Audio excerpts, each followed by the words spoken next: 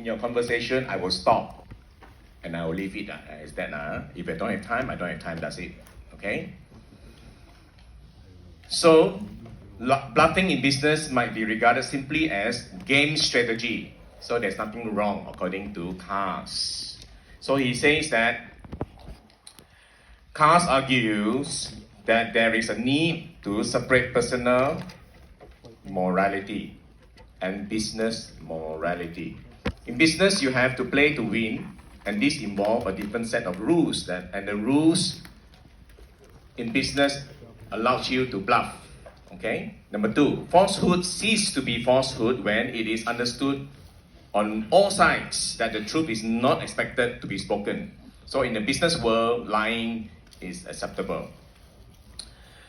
Because business people do not expect truth-telling to be the norm, you are not expected to tell the truth. That is his argument.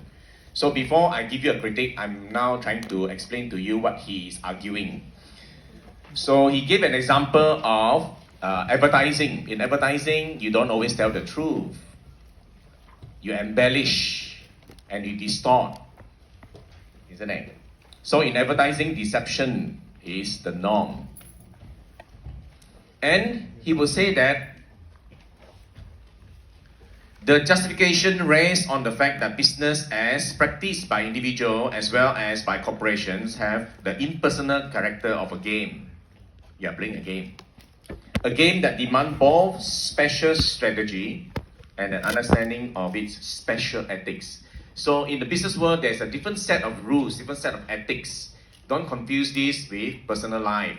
According to Cars, the game is played at all levels of corporate life, from the highest to the lowest. At the very instant that a man decides to enter business, he may be forced into a game situation. So this means that bluffing is acceptable in business because it is a game that has its own set of special ethics. That's what the claim is, isn't it? Special ethics, right? Okay. And then he used the poker game analogy. Okay, and he says poker's own brand of ethics is different from the ethical ideals of civilized human relationships. The game called for distrust of the other fellow. It ignores the claim of friendship, cunning deception, and concealment of one's strength and intention. No kindness or open-heartedness are vital in poker. So bluffing in poker is not cheating because poker has its own brand of ethics different from ethical ideals of civilized human relationship. Cars argument. Do you accept this? Yes or no, and why, right? Number 5. So long as the businessman comply with the laws of the land, follow the rule, the legal requirements, right? Obey the law, isn't it?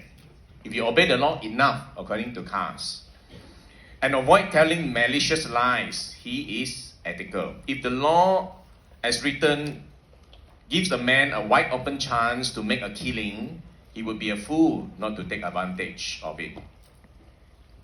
What does it mean? It means that if the law says that only profit after tax will be, only profit after expenses will be taxable, for example, right? So all businessmen will put all their expenses first into the business so that they reduce their net profit. Then they will submit this for taxation, isn't it? So that is not breaking the law. If the law allows it, you will be so stupid if you don't put your expenses in, isn't it? That's what the claim is, right? So it means that if the law is written as written, gives a man an open chance, allows you to do certain thing. If you don't take advantage of it, it's your problem, you see. You don't take advantage. As long as you follow the law, it's fine.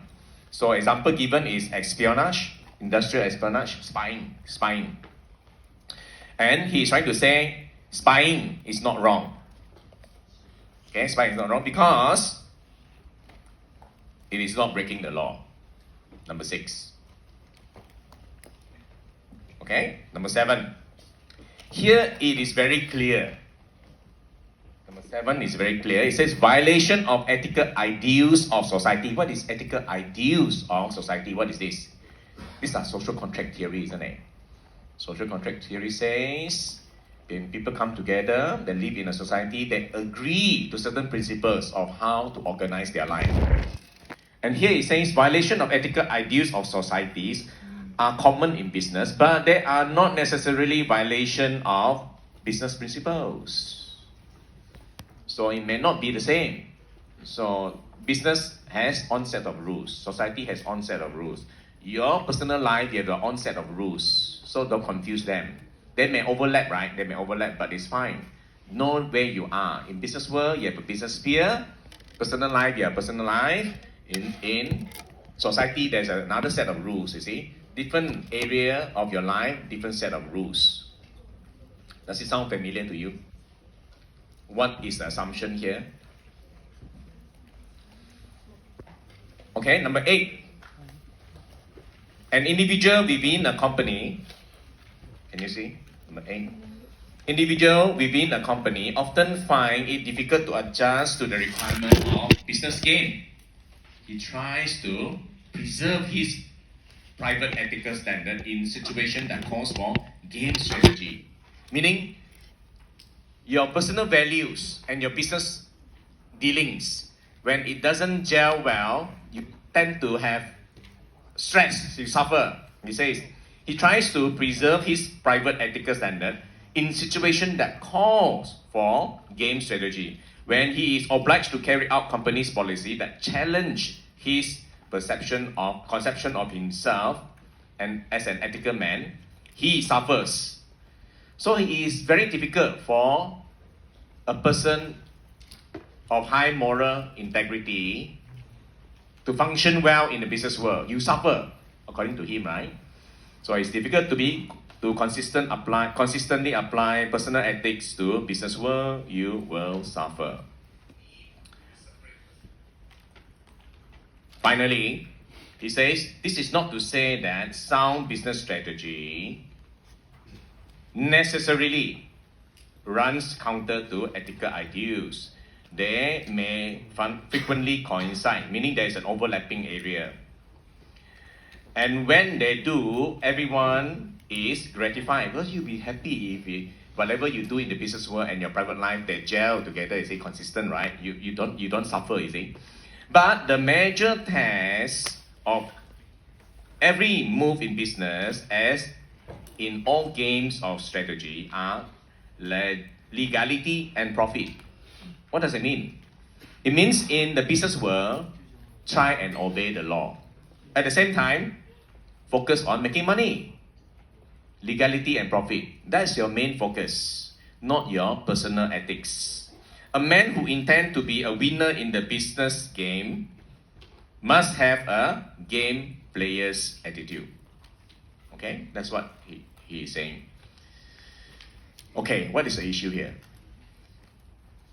If I don't teach you right, if I don't guide you now right, ask yourself, what is the ethical theory Andrew Carse is assuming here?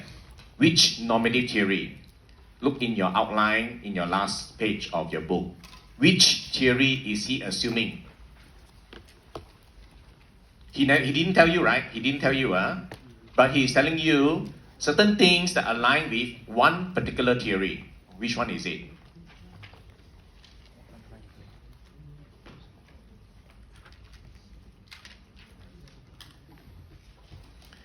Carse disease is based on the assumption of ethical relativism. Can you see that? Can you see it? What is ethical relativism? Ethical relativism is the theory that says what is right and wrong is relative to something. Can you remember? You have to go back and study. Relative to what? Cultural relativism will be the normative theories that says what is right and wrong is relative to the culture of that country. Different culture, different set of rules, different set of norms, right? But here he is saying The rules or the norm is relative to, in the business world is one set, in your private life another set, in society another set. They may overlap, but they are different sets. Can you see? This is ethical relativism. Do you understand? Relative to business world, you use another set of rules. Private life, you have another set of rules. Fine. Okay? In society, another set of rules. Fine. Can you see? Ethical relativism. That is his argument. So when you read this, immediately in your mind, you are trying to analyze it. What assumption is he using? He is assuming ethical relativism is true. This is the explanation why I say he based his argument on ethical relativism. But why do you reject this theory? Why do you reject Carr's argument? So it means if you base your argument on ethical relativism, the entire set of witnesses of ethical relativism falls against Carr's argument. How many limitations are there? How many witnesses are there? There are 6.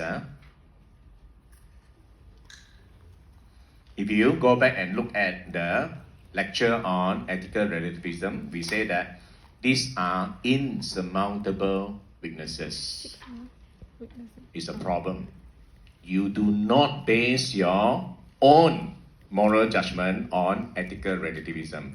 It is a theory that when people use, you criticize them. Oh, that is why I reject your theory. I cannot accept this.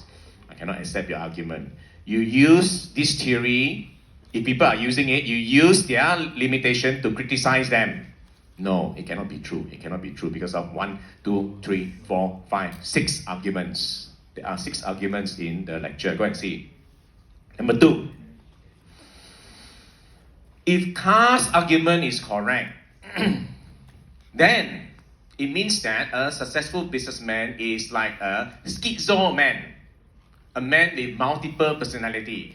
At home, he's a different person. In the business world, he's a different person. In society, he's a different person. He functions based on different rules in different settings. No one can function like this. Do you know that?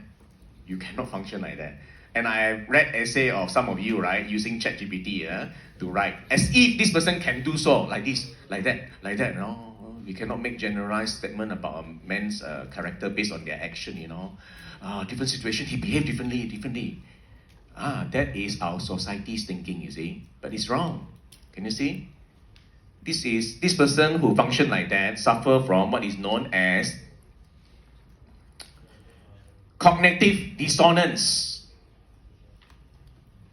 where you find that you hold contradictory views and belief in your private life, in your business life, in society. That is a problem, you see. It's not something that you argue and you say that, okay, my argument